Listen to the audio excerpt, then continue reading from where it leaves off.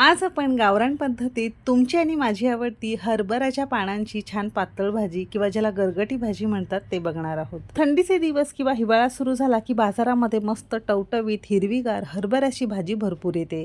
अशा वेळेस ही भाजी नवीन म्हणून काहीतरी एकदा नक्कीच ट्राय करा. हरभऱ्याच्या भाजीमध्ये भरपूर प्रमाणात हरितद्रव्य किंवा फायबर्स असल्यामुळे आपल्या शरीरासाठी खूप जास्त ते गरजेचे आहे. तर आज आपण फक्त कुकरमध्ये ही संपूर्ण भाजी बघणार आहोत. चपाती, भाकरी किंवा भाताबरोबर तुम्हाला ही भाजी खाता येईल. एक नंबर चवीची लागते. एकदा नक्की करून पहा. रेसिपी नेहमीप्रमाणे भरपूर टिप्ससह तुमच्यासोबत मी शेअर केलेली आहे, म्हणून ती अगदी शेवटपर्यंत नक्की पहा. चला तर मग वेळ न घालवता रेसिपीला सुरुवात करूया. हरभऱ्याची गरगटी किंवा पातळ भाजी बनवण्यासाठी साधारणतः 150 ते 200 ग्राम प्रमाणात इथे आपण मस्त हरभऱ्याची ताजी पानं घेतलेली आहेत. माझ्या माहितीनुसार सांगायचं झालं की गावाकडे हरभऱ्याच्या कोवळ्या पानांपासून ही पातळ गरगटी भाजी तयार केली जाते.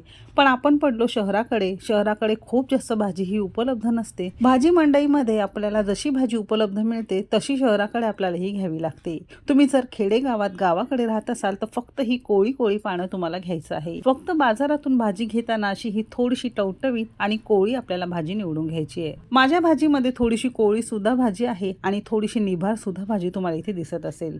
तर निभार भाजी किंवा कडक देठ असलेली भाजी, जसं आपण कढीपत्ता कसा सोलतो त्या पद्धतीने फक्त पानं घ्यायचंय. निभार आपल्याला देठाचा भाग अजिबात घ्यायचा नाही.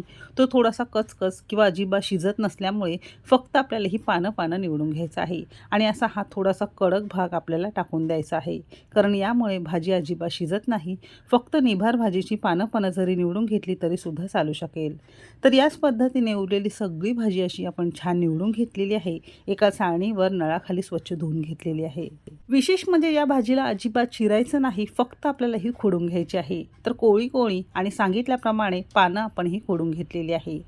आता ही भाजी एका बाजूला ठेवून देणार आहोत. ही भाजी आपण संपूर्ण कुकरमध्ये बनवणार आहोत. अगदी पटकन तयार होते.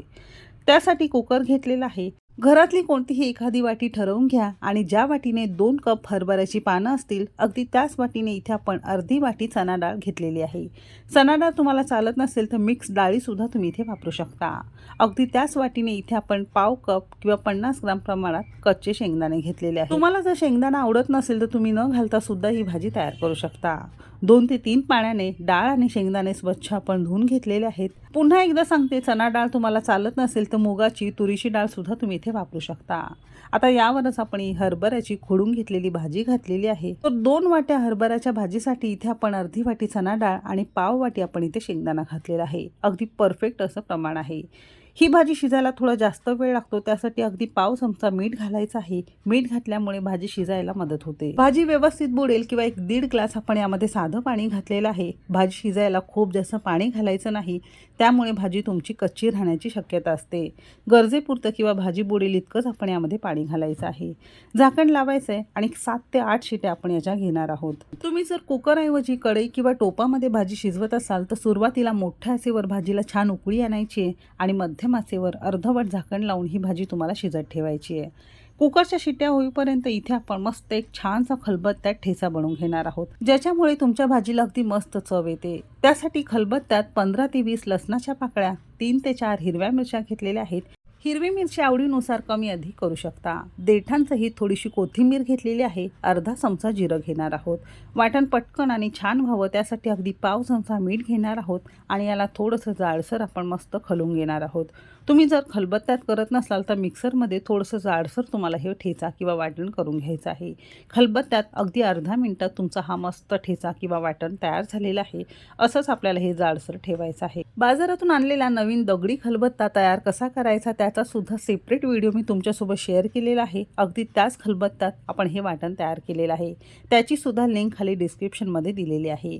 तर असा हा खलबत्त्यात अगदी अर्ध्या मिनिटात तुमचा ठेचा किंवा वाटण तयार झालेला आहे. कुकरच्या साधारणतः 6 शिट्या झालेल्या आहेत. कुकर थोडासा कोमट झाला की याचं झाकण काढून बघणार आहोत.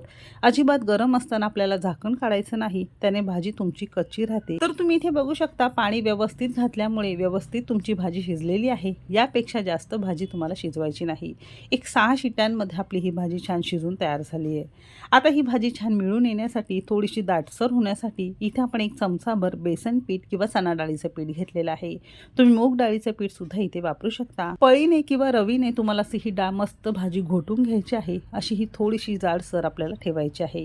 तुम्ही इथे बघू शकता अगदी परफेक्ट अशी हरभऱ्याची भाजी तुमची छान शिजून तयार झालेली आहे. आता ही शिजलेली हरभरा डाळीची भाजी आपल्याला एका टोपामध्ये काढून घ्यायची आहे, कारण याच कुकरमध्ये आपण मस्त भाजीला फोडणी देणार आहोत. कुकरला भाजी लागल्यामुळे अर्धा ग्लास साधं पाणी घातलेलं आहे. छान घंगाळून आपण हे सुद्धा पाणी या भाजीमध्ये घातलेलं आहे. तर अशी ही भाजी आपली शिजून तयार झाली आहे. या भाजीला आणखीन चविष्ट होण्यासाठी इथे आपण मस्त एक फोडणी देणार आहोत. त्यासाठी पुन्हा सेम कुकर गरम करून घेतलेला आहे. यामध्ये आपण एक मोठी पळी तेल घेतलेलं आहे. तेल छान कडकडीत गरम झालं की एक लाल मिरची घालायची आहे. लाल मिरची थोडीशी लालसर करून घ्यायची, कारण याची मस्त टेस्ट किंवा चव आपल्या भाजीला येते.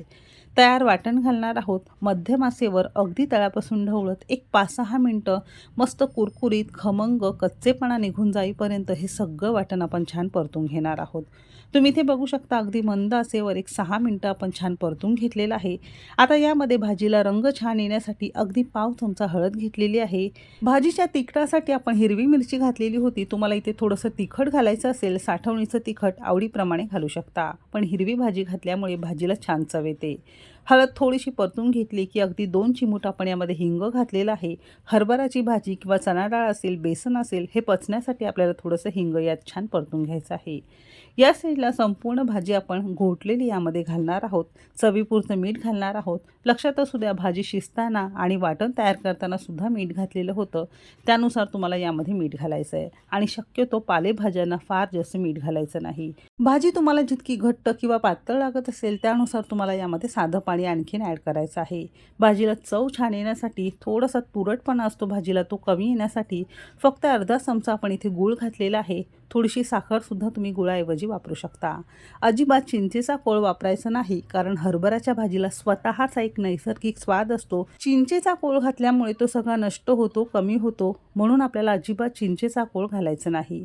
तुम्हाला जर आवडतच असेल तर 1-2 चमचा चिंचेचा कोळ तुम्ही इथे वाढवू शकता, पण भाजीला थोडीशी कमी चव येते. मोठ्या आचेवर साधारणतः एक 5 मिनटं झाकण न लावता भाजीला आपण छान खदखदून मस्त उकळून घेतलेलं आहे. लक्षात असू द्या, पालेभाज्यांना अजिबात झाकण न लावता आपल्याला उकळून घ्यायचं आहे, म्हणजे यातलं हरितद्रव्य आणि पोषण तत्व तसंच राहतं. साधारणतः 5-6 मिनटं झालेली आहेत. मस्त आपण ही छान शिजून घेतलेली आहे. घातलेलं बेसन पीठसुद्धा मस्त शिजलेलं आहे आणि भाजी थोडीशी दाटसर तुम्हाला इथे दिसत असेल. हलकीशी कोमट झाली की आणखीन याला मस्त रंग येतो आणि मस्त ही दाटसर होते. आमच्या घरी अशी ही हरभऱ्याची गरगटी किंवा पातळ भाजी एकदाच बनवतो आणि 2 दिवस मस्त खातो. कडक भाकरीसोबत एक नंबर लागते. तुम्ही सुद्धा एकदा नक्की करून पहा. शिवाय चपाती किंवा भातासोबत सुद्धा तुम्हाला हे खाता येईल. डब्याला न्यायचं असेल तर थोडंसं आणखीन तुम्हाला घट्ट करायचं आहे आणि डब्याला सुद्धा तुम्हाला हे नेता येईल.